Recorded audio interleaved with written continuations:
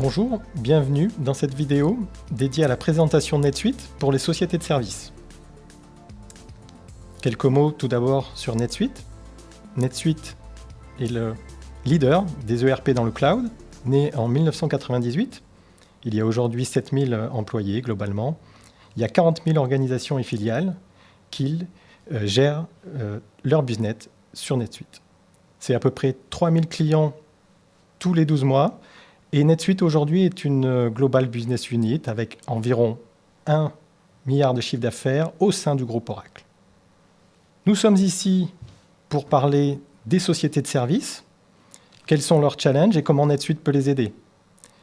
Pour ces sociétés de services, il y aura un challenge très souvent de visibilité en temps réel de leurs diverses filiales et notamment dans divers pays.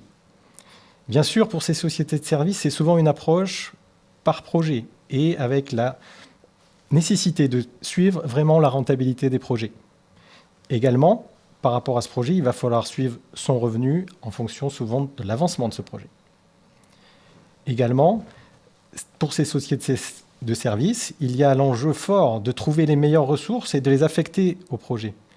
Il faut planifier ces affectations, avoir une vision globale de la gestion de ces ressources. Et globalement, également, pour ces sociétés de services, il y a un enjeu fort de construction d'un reporting rapide qui est souvent trop long. Avec NetSuite, on va permettre d'unifier les données depuis le CRM, la gestion de projet, la facturation et la comptabilité.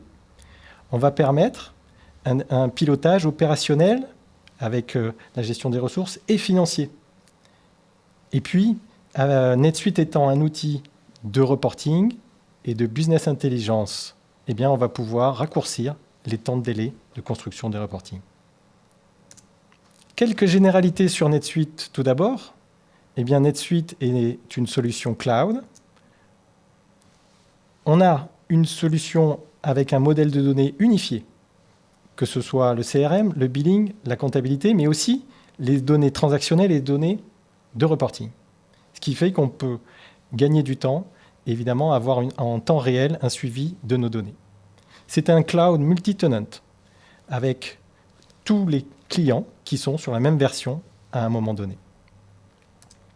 NetSuite, c'est une plateforme cloud flexible. On peut paramétrer les divers écrans, setup, facilement, à la souris, sans développement. Mais bien sûr, on peut aller plus loin et rajouter des applications, puisque c'est une véritable plateforme cloud où tout un écosystème rajoute des applications. Ainsi, avec une seule plateforme cloud, des données unifiées, on va pouvoir permettre de gérer des fonctionnalités ERP, aussi financières, des fonctionnalités sur le service, sur la supply chain, sur le omnichannel, le commerce. NetSuite, c'est aussi un CRM, mais c'est aussi des fonctionnalités de ressources humaines. Au-delà de ce scope, eh bien, encore une fois, il y a tout un écosystème qui rajoute des applications complémentaires dans le store. Cette plateforme, elle s'adresse à des entreprises qui sont multi-entités, multi-législations, avec une plateforme nativement multilangue, multi-devises, multi-taxes quand on localise dans chaque pays. Et puis on adresse bien sûr du coup plusieurs métiers, software, services, media publishing, non-profit, manufacturing, wholesale, retail. Aujourd'hui, eh bien, évidemment, on fait un focus sur la partie service. Alors, allons dans le détail de cette partie service. Ce que je vous propose aujourd'hui, dans une démonstration, c'est de voir comment NetSuite aide ces entreprises de services à gérer globalement leur activité, multi-pays souvent, avec des KPI financiers. On fera un zoom sur un suivi avec une vision client, et notamment voir comment on va sortir une rentabilité client. Et puis, on fera un zoom sur un suivi par projet, par affaire, avec un dashboard projet et une gestion des ressources par rapport à ce projet. Allons dans la solution. Eh bien, on accède à NetSuite par un browser web, n'importe lequel, multi-browser. On accède évidemment aussi avec un rôle, un profil et des droits qui nous sont affectés. Ici, pour commencer cette démonstration, je suis DAF de cette entreprise de mon jeu de données. Un mot sur l'ergonomie, eh bien, dans NetSuite, la première chose, c'est le dashboard. Quand l'utilisateur se connecte, il va pouvoir piloter toutes ces données, des données opérationnelles comme des données plus stratégiques. En termes d'ergonomie, c'est lui-même qui va décider quelles sont les vignettes ici, opérationnelles ou de pilotage, qui va pouvoir se rajouter. Si je fais personnaliser, je vois que l'utilisateur va pouvoir aller prendre une application. Par exemple, je vais rajouter un indicateur de performance. Il y a énormément de préconfigurés dans NetSuite, donc ces indicateurs, ils sont déjà disponibles quand on met en place NetSuite. L'utilisateur choisit dans son dashboard où il veut le mettre et comment il veut apparaître. En termes d'ergonomie, il y a bien sûr aussi, quand je recherche mes données, une recherche globale. Une recherche à la Google qui me permet d'accéder à toutes les données depuis une recherche textuelle. Je retrouve très facilement mes derniers éléments saisis ou je fais des favoris. Il y a bien sûr aussi un accès à la fonctionnalité par un menu. Ce qui est important, c'est que dans ce dashboard et ces vignettes que je peux positionner, eh bien, j'ai accès derrière à plus de détails. Quand je positionne des éléments d'indicateurs, de reporting, eh bien, ces éléments, et on va le faire, sont explicables parce que je vais cliquer et je vais avoir plus de détails. Je peux aussi préconfigurer des éléments plus élaborés, par exemple des ratios. Des ratios, eh bien, c'est une composante de plusieurs indicateurs avec une formule qui peut être plus ou moins complexe. Je peux bien sûr mettre toutes sortes de listes et de graphiques dans mon dashboard. Dans ce dashboard, également, il y a des éléments très opérationnels. Ce directeur financier, eh bien, a un certain nombre de notifications. Il va lui-même choisir, d'en configurer, aller chercher peut-être les notifications dont il a besoin. Et ici, si ce sont par exemple les factures à payer, eh bien, NetSuite positionne 62 factures à payer. Je vais pouvoir cliquer, voir ces factures, choisir lesquelles je vais payer, contrôler par rapport à mon solde bancaire et continuer le processus. On voit bien qu'ici, ce dashboard, il est central dans toute l'utilisation. Allons maintenant dans un indicateur, si on se fait un focus sur le résultat en temps réel de l'entreprise. Eh bien, il est positionné ici dans un indicateur avec une comparaison d'une période et d'une autre que je peux choisir. Et surtout, ce chiffre, je vais pouvoir l'expliquer. Si je clique sur ces 293 000, je vais pouvoir ouvrir le rapport qui le calcule. Les voilà. Ainsi, dans un rapport comme ça dans NetSuite, je vais avoir le détail, mais regardez, ces montants, ils sont cliquables. Donc, de la même façon, ce résultat avec les rubriques de vente, les rubriques d'achat, je vais pouvoir demander plus de détails. Si on s'arrête sur les prestations de services, je vais pouvoir cliquer et demander plus de détails. Ici, j'arrive à une liste et je peux continuer comme ça l'explication. Et on voit que dans NetSuite, on ne sépare pas les éléments de pilotage, de reporting et les éléments transactionnels. Ainsi, j'arrive au détail ici de la facture où je vois que j'ai vendu un service ici. Ainsi, je peux aussi continuer la piste d'audit en voyant qu'ici, en amont de cette facture, il y avait un contrat, une sales order, il y avait un devis et il y avait une opportunité dans CRM. On a une piste d'audit totale. Arrêtons-nous maintenant sur les capacités de reporting. Ici, nativement, dans NetSuite, je gère tout le groupe. Je vais pouvoir le voir avec ce navigateur. Ces données, en fait, sont agrégées. Tous ces indicateurs présentent des chiffres pour tout le groupe, avec une société française en euros, en UK en pound et aux US en dollars. Bien sûr, l'utilisateur va pouvoir faire un zoom. Si je clique sur la France, mes indicateurs vont se recalculer.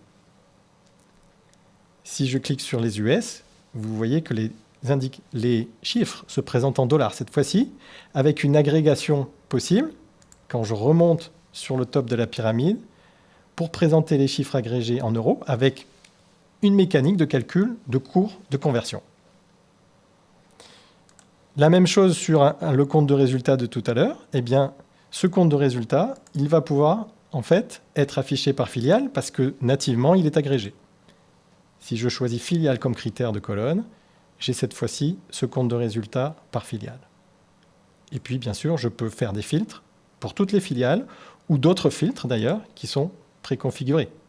Notamment pour les sociétés de services, on va avoir capacité à avoir un compte de résultat par client ou par projet que je peux filtrer ici.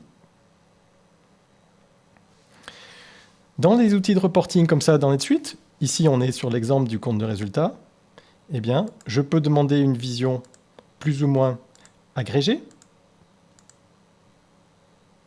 ou détaillée, mettre sur Excel ou sur PDF ou envoyer régulièrement cet état à une équipe que je préparamètre. Ces outils de reporting sont enfin personnalisables pour rajouter des colonnes, présenter par exemple une comparaison avec le budget. En termes de structure, on va pouvoir aussi gérer des axes analytiques. Ici, au-delà des entités légales, je suis capable de dire, eh bien, je vais organiser, en tout cas, je vais caler mes données en fonction de l'organisation de la société, par exemple par BU, par exemple par département. Et de la même façon, je vais pouvoir croiser les données. Je vais pouvoir voir les données pour la France, pour le marketing, en cliquant sur ces navigateurs. À chaque fois, mon dashboard va se recalculer. De la même façon, dans mon compte de résultats, je peux demander une vision par département ou par tout autre axe analytique. Si je rafraîchis ici en mettant département en colonne, j'ai un résultat de l'entreprise par département. Voilà en termes de présentation générale de NetSuite et de suivi de l'activité globale d'une entreprise de service. Faisons un zoom maintenant sur une vision client. Nous allons changer de rôle et nous allons sur plutôt une vue opérationnelle d'une société de service, avec peut-être un rôle ici d'un directeur des services. Dans son dashboard, ce directeur des services va travailler sur les mêmes données, mais va se positionner d'autres indicateurs. On voit par exemple qu'il a dans ses rappels des feuilles de temps à approuver, des notes de frais à approuver, etc. Les projets peut-être qui sont en retard. Il va pouvoir se mettre la liste de ses projets en cours, avec un suivi de l'avancement. Ou un résumé des heures qui ont été saisies par différents types d'employés, etc. En fait, dans le dashboard, c'est lui qui va choisir les éléments dont il a besoin.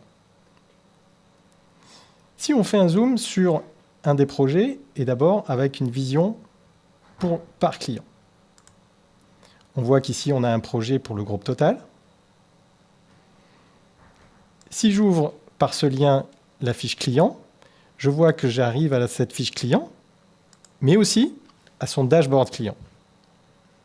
L'idée du dashboard client, c'est d'utiliser les outils de reporting de NetSuite pour se donner cette vision et ce suivi pour ce client. Ainsi, je vois que pour ce client total, j'ai des prévisions en termes de vente qui proviennent probablement de mon CRM. J'ai des commandes non facturées. J'ai un solde comptable. Je calcule un retard de paiement. Donc, vous voyez qu'on peut avoir une vision globale de toute l'activité du client. Je vais pouvoir aller jusqu'au détail de la transaction dans ce dashboard également. Maintenant, si on fait un zoom plus précis de ce groupe total, eh bien, il a plusieurs projets. Donc, je vous propose d'aller voir une vision plus fine par affaire. Cette fois-ci, on va ouvrir le dashboard, mais d'un projet chez Total.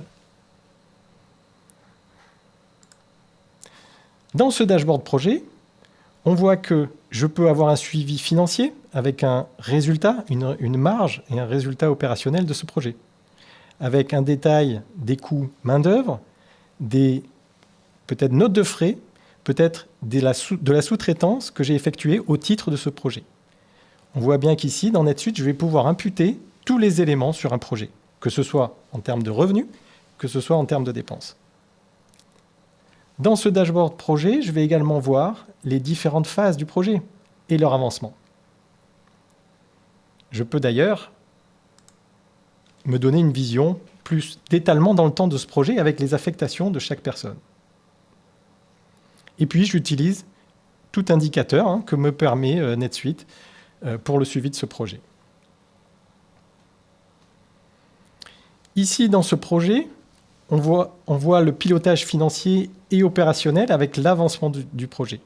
Je vais être capable, par exemple, aussi de facturer en fonction de l'avancement. C'est l'avantage d'avoir une gestion de projet et une gestion financière dans le même outil, c'est qu'on va pouvoir piloter les deux, et les deux sont évidemment liés. Maintenant, on l'a dit, un des challenges de ces sociétés de services, c'est d'affecter les bonnes ressources à un projet. Là aussi, NetSuite va pouvoir nous aider, et notamment de nous donner une vision globale des ressources affectées à un projet, et même à une tâche d'un projet. Si on regarde cette vue planning, on voit à gauche que j'ai pu positionner les ressources, Angela, Andrew, ou des ressources génériques, agent numéro, type d'agent 3. Et je vais pouvoir voir les plannings de chacun affectés aux tâches de projet. Ici, si on fait un zoom sur Angela, eh bien, on voit en rouge des éléments incohérents, avec des affectations multiples pour la même période. Je vais permettre ici, à partir de cet outil graphique, de réajuster mes temps pour donner une cohérence sur mon planning. Je peux très rapidement également, pour chaque tâche de projet, aller changer de ressources et positionner par exemple Abby au lieu d'Angela très rapidement.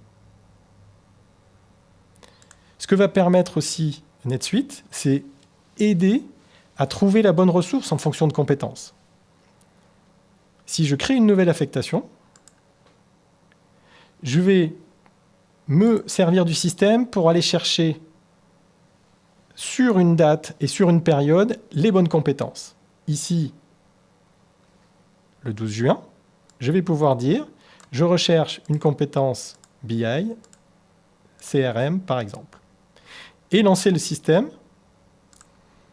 pour que dans le catalogue de toutes les ressources, eh bien, j'ai le meilleur critère qui me permet d'affecter la ressource. Ici, j'ai un score, et notamment, on voit que certains sont à 100% parce qu'ils ont les bonnes compétences ici et sont disponibles. Je peux même attacher des CV. Et puis, une fois ce critère de recherche effectué, je vais pouvoir choisir ma ressource et l'affecter à un projet. Ainsi, je pilote globalement toutes mes ressources en fonction vraiment des compétences. Voilà un aperçu de la gestion de la rentabilité des projets, mais aussi de la gestion opérationnelle de la vision des ressources sur un projet. C'est un aperçu rapide. Avec ces quelques illustrations, on a vu que NetSuite allait aider ces sociétés de services de piloter cette rentabilité, mais aussi d'aider opérationnellement à affecter les bonnes ressources et de gérer l'étalement de ces ressources dans le temps. Je vous remercie d'avoir suivi cette vidéo. Vous trouverez plus d'informations sur le site netsuite.com. À bientôt.